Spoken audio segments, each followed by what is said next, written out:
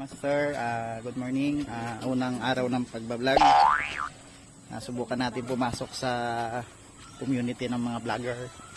Punta tayo sa Baliling para i-update yung in-install ko kahapon na piso wifi for check up na rin.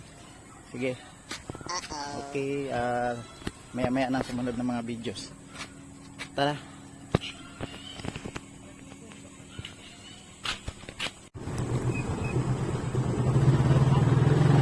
Meron.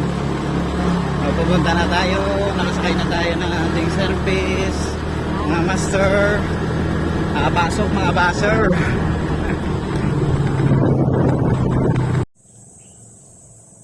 Okay guys, andito na tayo sa area, nakababa na ako ng motor. Mga master dyan, mga kapiso wifi, kateknisyan, lahat na. So bababa na ako sa komunidad kung saan ako mag-update ng aking install kahapon. So papuntang Agbaliling, ang komunidad sa gitna ng kabundukan, nakakalilig ng lugar. Magbababa tayo sa Agbaliling, ang nakatagong komunidad sa malayong lugar. Next, sinong pangalan mo? Hi ka muna sa camera. Maayos ako ng piso wifi kay Ate Cheryl.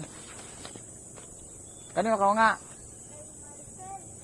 Kay manang Mama Maricel. O nga kanil Dino? Maricel na. Ay si Dino nga ne. Ay sa ano galing mo tatay no? Si Manong Dayo. Hay kaya ka mag-bless ka anay kay Tito mo Junior, anay. Kaya anay ikaw. Ay sige na, magadali ka ba ya? Oo, sige. Nasa lubong pa natin yung ating pamangkin, anak ng pinsan ko.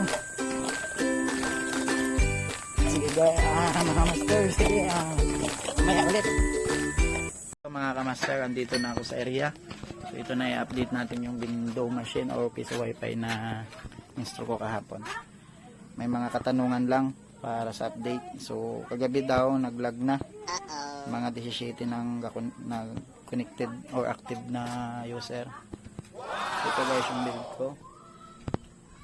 So nakikita nyo pininturahan na may-ari. Ayan.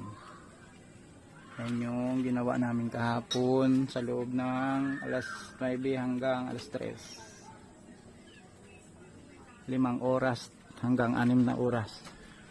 So ito yung ISP na ginamit. Dito pinagaan. So hindi na natin titingnan ang buong bahay, yung internet lang. ISP. Yan. Huawei B628 ang ginamit ko. Tapos nandun naman yun yung antenna 44 dBi, yung ano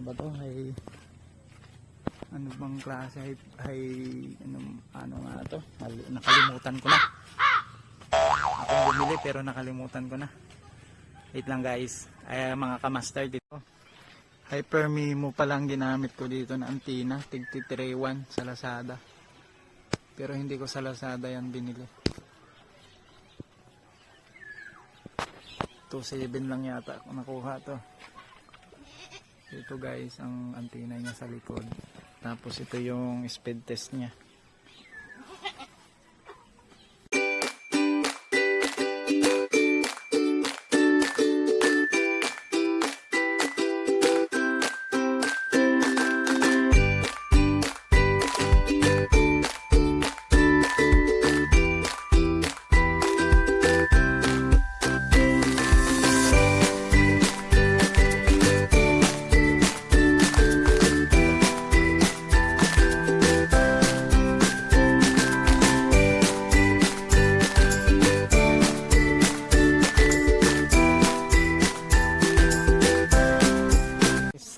pumalo ng 10 Mbps band 1, 3 and band 8.